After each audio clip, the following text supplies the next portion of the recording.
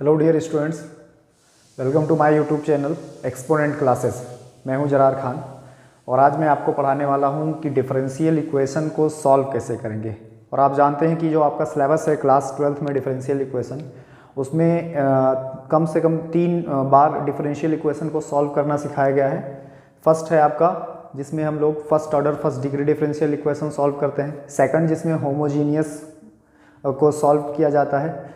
और थर्ड आपका है लीनियर डिफरेंशियल इक्वेशन का सॉल्यूशन। तो आज हम फर्स्ट ऑर्डर और फर्स्ट डिग्री डिफरेंशियल इक्वेशन के सॉल्यूशन की बात करेंगे और ये बहुत इजी है, बस इसके एल्गोरिथम को समझना है। और आपको जैसे आप जानते हैं कि ये डिफरेंशियल इक्वेशन है तो आपको इंटीग्रेशन क्लियर होना चाहिए कि किस फंक्शन का इंटीग्रेशन क्या होता है। ठीक है, तो चलिए बात करते हैं method of solving first order and first degree differential equation. ठीक है, तो इसके लिए हम एक एल्गोरिथम डिस्कस करेंगे, एक मेथड डिस्कस करेंगे और उसी मेथड पर बेस्ड आपको क्वेश्चंस को सॉल्व करना होगा। ठीक है, तो चलिए स्टार्ट करते हैं। सपोज कर लीजिए कि आपके पास एक डिफरेंशियल इक्वेशन है dy/dx। आप लेट कर लें, let dy/dx is equal to fxy। Suppose कर लें you have an differential equation this in which the derivative of the dependent variable with respect to independent variable, और यहाँ जो fxy लिखा हुआ है, इस fxy का मतलब ये है कि ये जो फंक्शन है वो उसमें x का भी फंक्शन होगा और g का भी, डिपेंडेंट और इंडिपेंडेंट दोनों का होगा।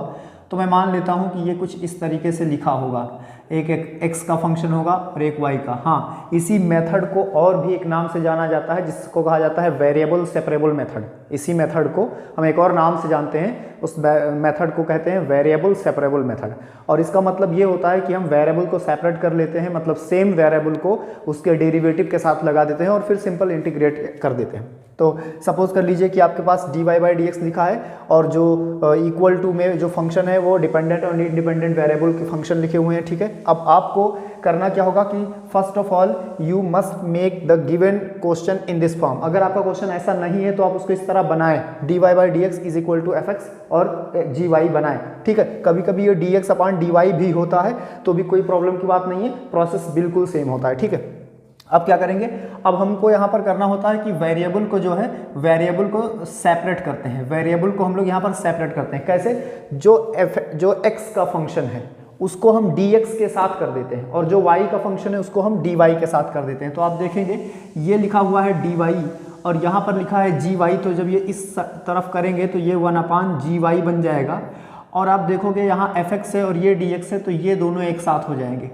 तो इस इतने प्रोसेस को, ये जो इतना आपने देखा, इस इतने प्रोसेस को हम वेरिएबल सेपरेबल बोलते हैं। वेरिएबल को सेपरेट कर दिया हमने। ठीक है, अब जब यहाँ तक आप कर लेते हैं तो आप इसको इक्वेशन 1 बना देते हैं और फिर आपको करना क्या होता है कि इसको लिखना होता है इंटीग्रेटिंग ऑन बोथ साइड। इसको इंटीग्रेट करना होता है। ठीक है, integrating above on both side. जो भी आपको यहाँ से फॉर्म हुआ उसको हम लोग दोनों तरफ इंटीग्रेट करेंगे, अबव ऑन बोथ साइड, दोनों तरफ आप उसको इंटीग्रेट कर दें तो आपको रिजल्ट में क्या मिलेगा देखते हैं, वी गेट। अब यहाँ पर ये कोई वेल डिफाइंड फंक्शन नहीं है gy, fx भी कोई वेल डिफाइंड फंक्शन नहीं कि जैसे sin x लिखा है तो उसका इंटीग्रेशन क्या, जैसे x² लिखा है, ऐसा कुछ नहीं। तो हम एक फॉर्मल प्रोसेस करेंगे, लेकिन जो हमारे क्वेश्चंस आएंगे वो फंक्शन वेल डिफाइन होंगे तो उनका इंटीग्रेशन हमको पहले से क्लियर रहेगा। तो हमें क्या करना है, 1/gy और dy। और इसी तरीके से हम यहाँ पर क्या लगा देंगे, fx और dx। और आप जानते हैं कि जब भी हम किसी को इंटीग्रेट करते हैं तो हम कांस्टेंट ऑफ इंटीग्रेशन लगाते हैं। अब यहाँ से जो रिजल्ट निकल कर आएगा वो ये जो गिवन डिफरेंशियल इक्वेशन था, यहाँ पर ये जो गिवन डिफरेंशियल इक्वेशन था उसका वो सॉल्यूशन होगा। This is the solution of the given differential equation.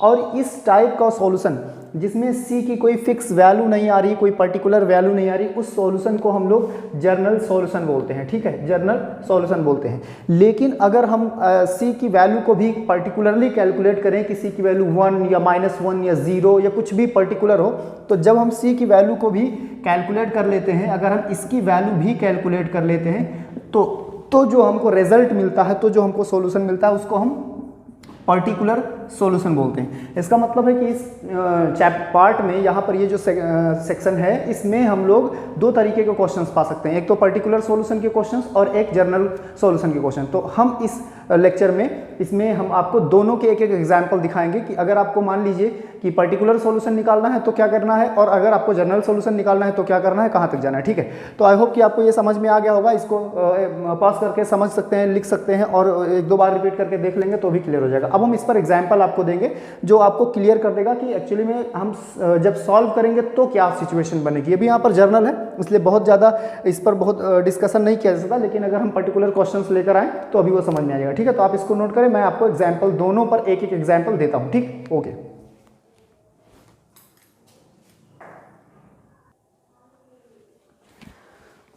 तो बच्चों हमने यहाँ पर दो एग्जाम्पल लिख लिए हैं। ठीक है, एक तो मैंने लिख लिया है जिसमें जनरल सॉल्यूशन फाइंड करना है और एक मैंने लिख लिया जिसमें पर्टिकुलर निकालना है। एग्जाम्पल के लिए आप देखें यहाँ पर लिखा है find the general solution of the differential equation dy by dx is equal to 1 + y² upon 1 + x²।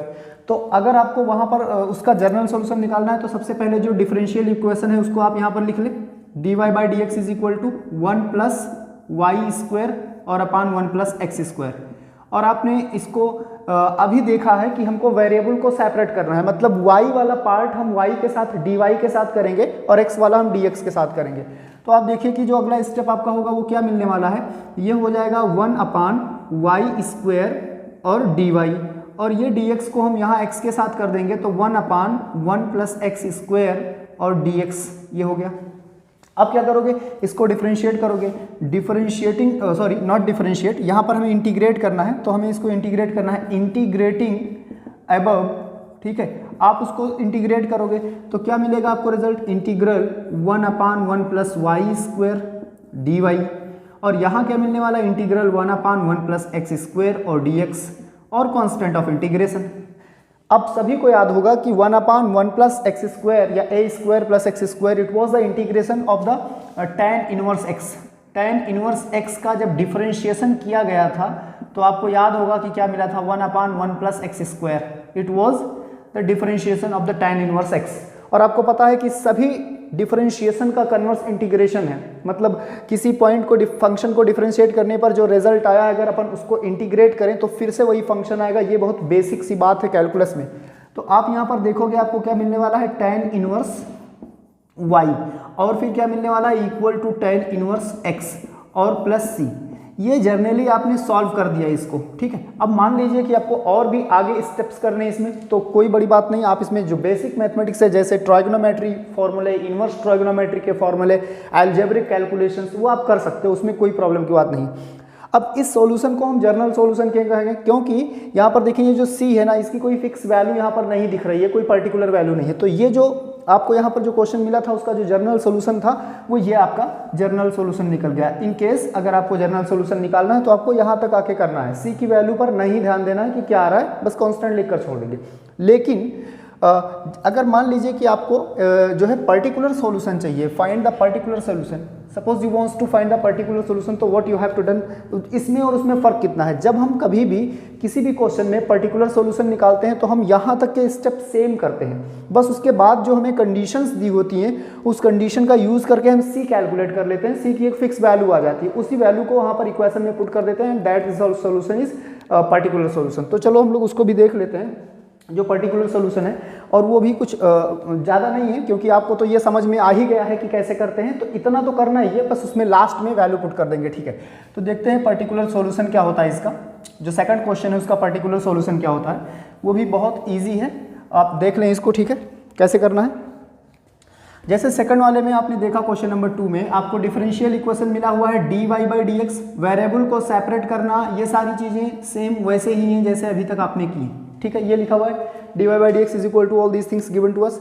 ठीक है, अब वेरिएबल सेपरेट करना है तो x के साथ, dx के साथ जाएगा, y dy के साथ जाएगा, तो आप देखोगे 1/y² और dy, और यहाँ पर मिलेगा -4x और dx। अब आपको पता है कि इसको इंटीग्रेट करना है तो आप लिखोगे इंटीग्रेटिंग अबव, इसको इंटीग्रेट कर दिया जाए। अगर आप इसको इंटीग्रेट करते हो तो क्या मिलता है, इंटीग्रल y - 2 dy और इज इक्वल टू -4 और इंटीग्रल x dx। इंटीग्रेशन के बेसिक रूल है, यहाँ पर c कांस्टेंट ऑफ इंटीग्रेशन, यहाँ पर क्या आएगा, यहाँ पर आएगा y पावर -2 + 1 और अपान -2 + 1, ठीक है, इंटीग्रेशन के नियम से। आप देखोगे यहाँ क्या आएगा -4 और इंटू एक्स स्क्वायर और अपान 2 और कांस्टेंट, आप देखो ये इसको सिंप्लीफाई करो तो ये 2 हुआ। अब जो बच रहा है वो देखो क्या बना, यहाँ पर बन रहा है -1/y, कैलकुलेशन करने पर यही मिलने वाला है, और यहाँ आप देख रहे हो यहाँ मिल रहा है -2x और कांस्टेंट। अब आप ये जो कंडीशन यहाँ पर दी जाती है इस कंडीशन का यूज़ करें, कह रहे हैं कि y की वैल्यू जब 1 रखते हैं, जब x की वैल्यू 0 तो y 1 आ जा रहा है, ठीक है। इसका मतलब आप देखेंगे x = 0 है और y की वैल्यू 1 है, उसको यहाँ यूज़ करें तो -1/1 = -2 × 0 + c, तो आपने देखा c की वैल्यू -1 आ गई। जर्नल सोल्यूशन आपका ये निकल चुका था, लेकिन आपको पर्टिकुलर चाहिए तो आप c की वैल्यू -1 लिखी जाएगी वहाँ पर। नाउ पर्टिकुलर सॉल्यूशन इज क्या होगा, -1/y = -2x और -1। आप चाहें तो इसको माइनस से मल्टीप्लाई कर दें, -y से मल्टीप्लाई कर दें तो यहाँ पर बचेगा 1 और ये हो जाएगा 2xy और वो हो जाएगा +y। आप चाहे ऐसे लिखा रहने दें, आप पर डिपेंड करता है। तो जनरल एंड पर्टिकुलर सॉल्यूशन हो गया। तो आई होप कि आपको समझ में आया होगा, और हम बस मेथड डिस्कस करेंगे और उस पर एक एग्जांपल लेंगे, क्योंकि अब टाइम बहुत कम है, इसलिए वजह से कि हम क्वेश्चन की प्रैक्टिस कर किस तरह करनी है हम इस पर डिस्कशन करने वाले हैं, ठीक है।